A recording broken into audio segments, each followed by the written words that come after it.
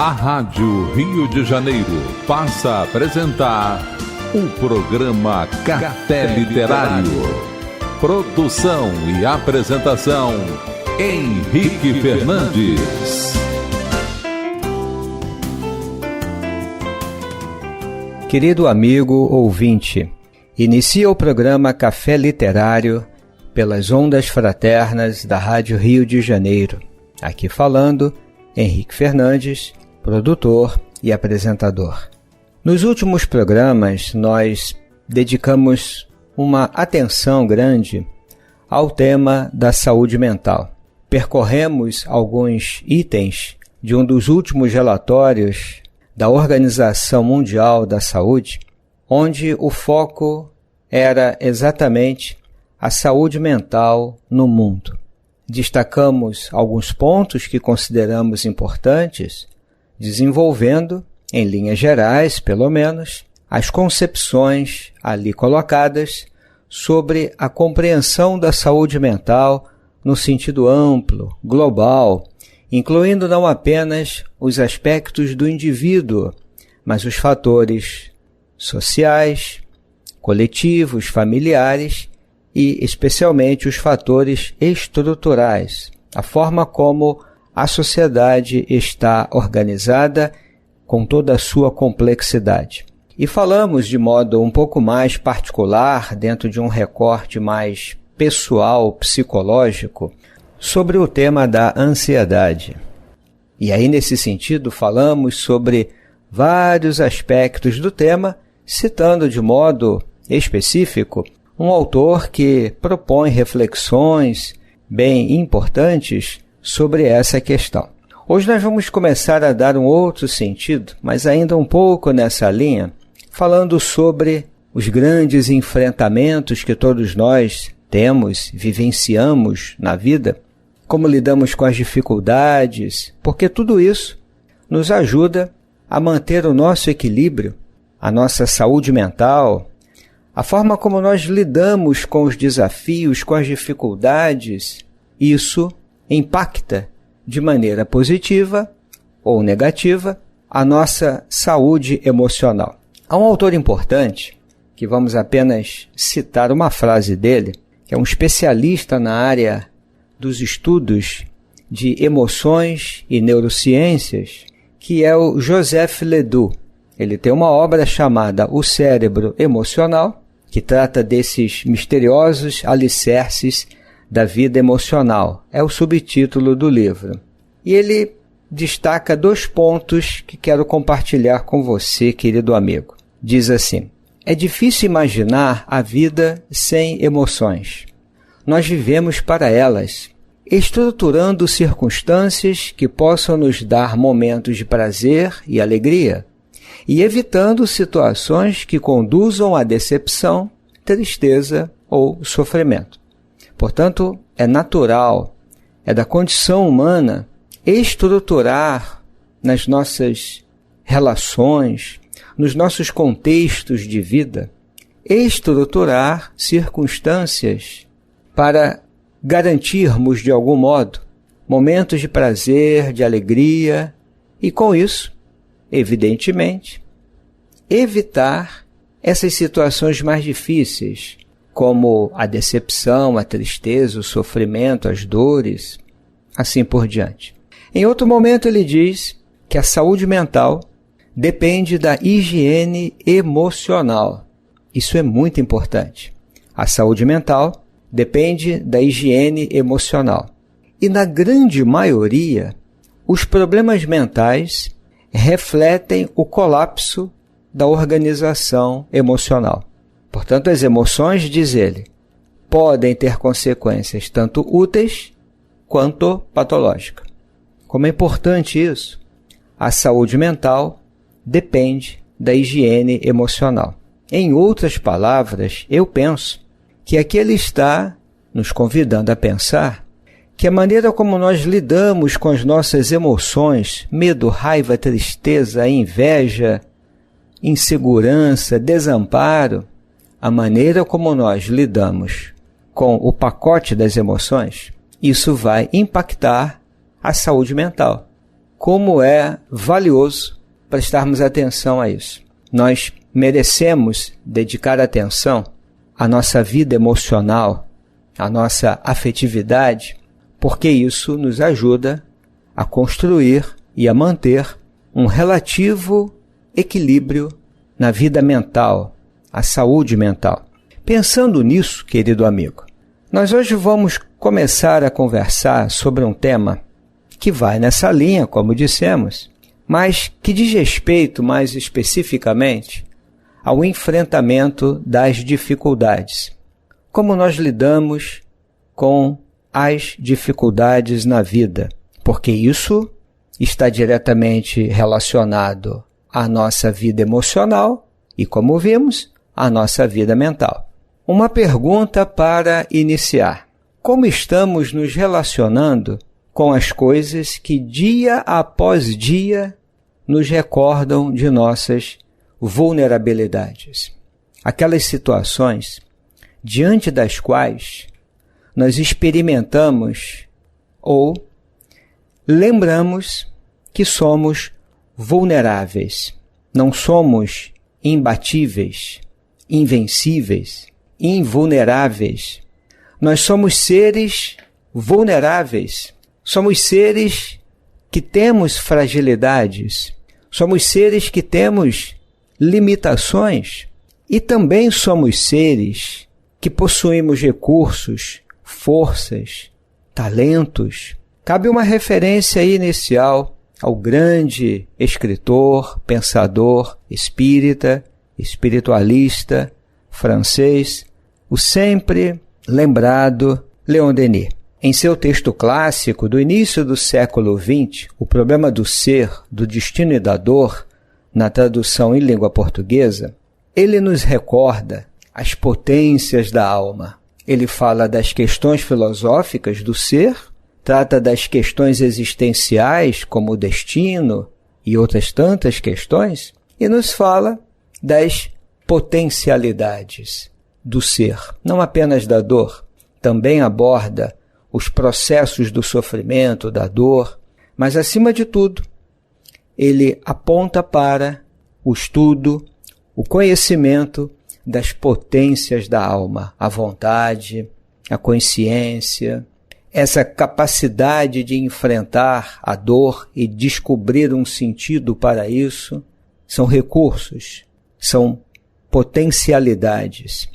Então, somos seres que possuímos vulnerabilidades, limitações e também potências, profundos recursos que podem ser ativados, desenvolvidos, trabalhados para que, de algum modo, possamos enfrentar com maturidade, com serenidade, os tantos desafios da vida, vencendo alguns, aceitando outros.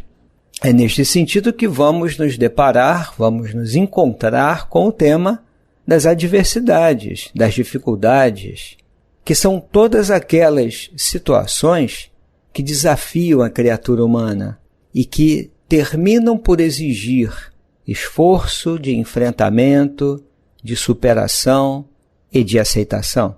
São os problemas diversos, as doenças, as contrariedades, os infortúnios, os dissabores, tragédias, perdas. A lista é vasta, porque vastas também são as nossas experiências humanas. Todas são complexas, todas exigem reflexão, cuidado, atitudes. E aqui estamos propondo essa reflexão. O próprio Leon Denis, em outro texto, Depois da Morte, nos fala que nos maus dias precisamos de firmeza e na adversidade precisamos de muita coragem, porque, diz ainda o nosso autor, que a adversidade é a grande escola, o campo fértil das transformações. Vejam como isso é importante. É uma escola, é o campo fértil das transformações. Mas precisamos enfrentar, lidar com tudo isso. Então nós escolhemos um texto que vai nos ajudar nessas reflexões, fazendo uma ponte entre esses estudos e a reflexão de Leon Denis, que é uma obra que já compareceu ao Café Literário algumas vezes, esse tema, inclusive, de vez em quando aparece aqui nos programas. É uma obra bem interessante, se chama Atenção Plena, Como Encontrar a Paz em um Mundo Frenético, do já conhecido Mark Williams, que é um professor de psicologia clínica da Universidade de Oxford. O texto aparece no capítulo 9, que se chama Enfrentar as Dificuldades. A pergunta que lemos está aqui no capítulo. Como estamos nos relacionando com as coisas que dia após dia nos recordam de nossas vulnerabilidades? E eu vou seguir o roteiro do próprio autor. Na verdade, são dois autores, faltou dizer o outro, que é o Danny Penman. É um outro autor que colabora também na elaboração do texto. Os autores nos falam, já no início, da experiência de uma conhecida instrutora de meditação nos Estados Unidos, que se chama Ilana Rosenbaum. Se você quiser ler sobre ela na internet, ela tem uma página bonita, bem apresentada e muito simples. Está em inglês, mas alguns navegadores possuem aquele recurso que nos ajuda bastante na tradução do site. Ilana Rosenbaum viveu uma experiência muito difícil ao longo da sua vida e, a partir disso, ela cresceu, ela amadureceu e hoje é uma importante instrutora de prática da atenção plena num programa muito conhecido que é de redução do estresse com base na prática da atenção plena. É um tipo de meditação, um treinamento da mente. Ao lado do conhecido pesquisador Jon Kabat-Zinn, que é o pioneiro nessa área.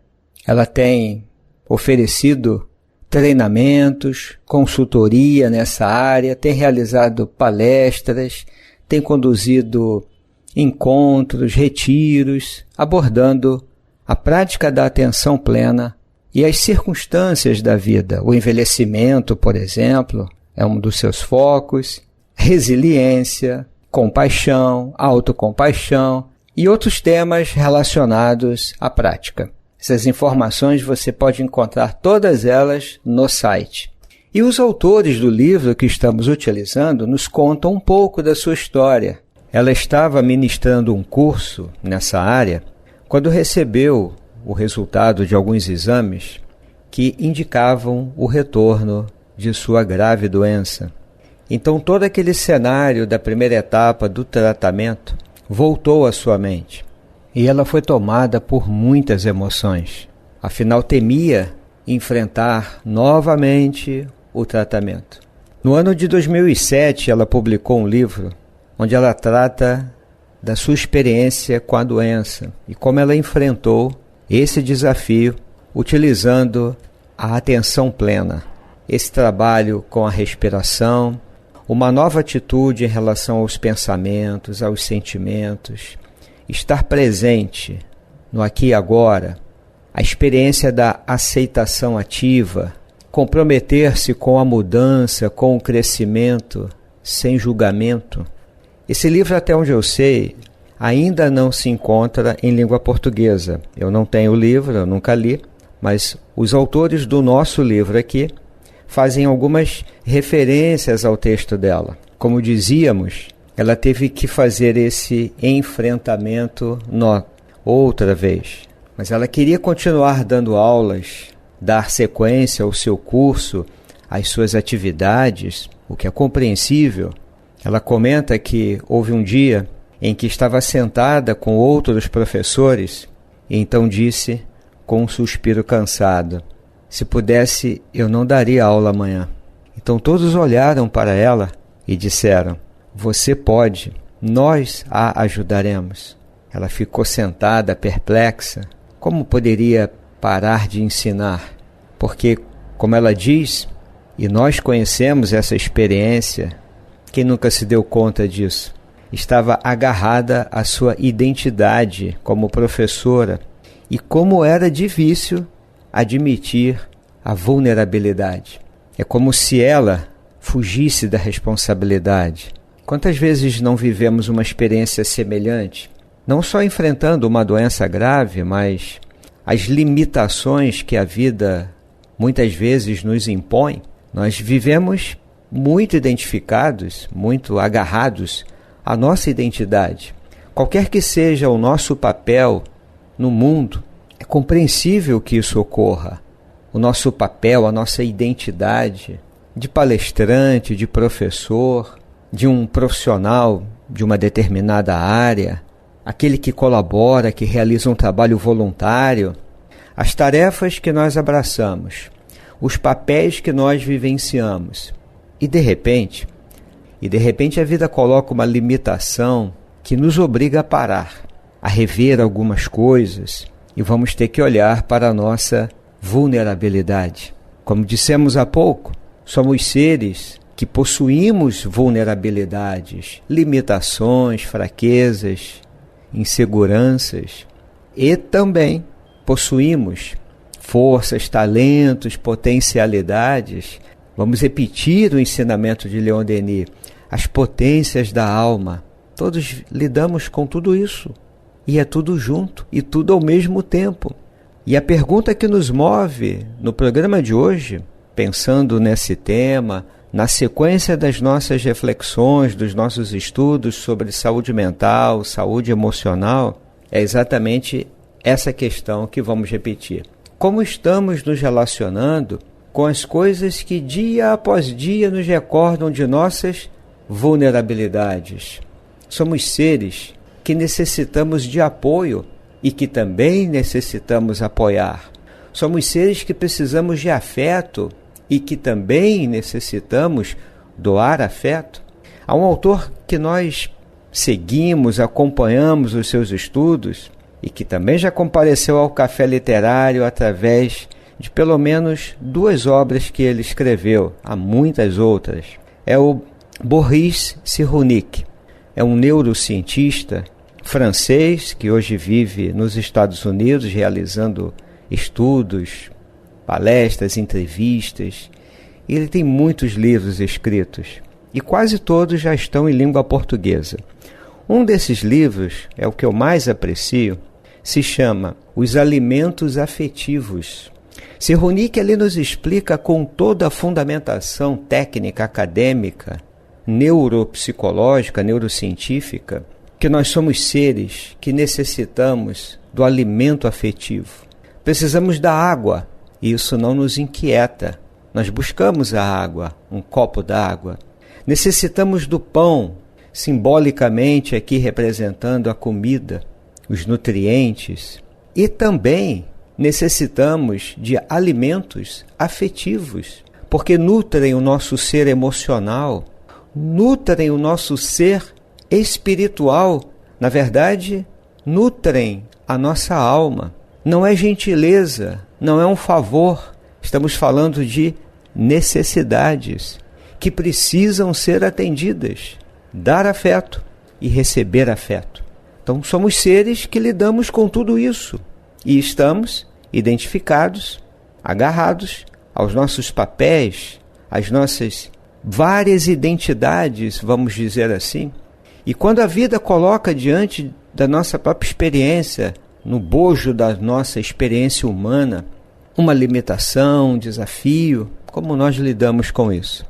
Eu me recordo agora aqui, amigo, de um ensinamento de um grande psicólogo, existencialista, bastante conhecido, que é o Dr. Rolomei.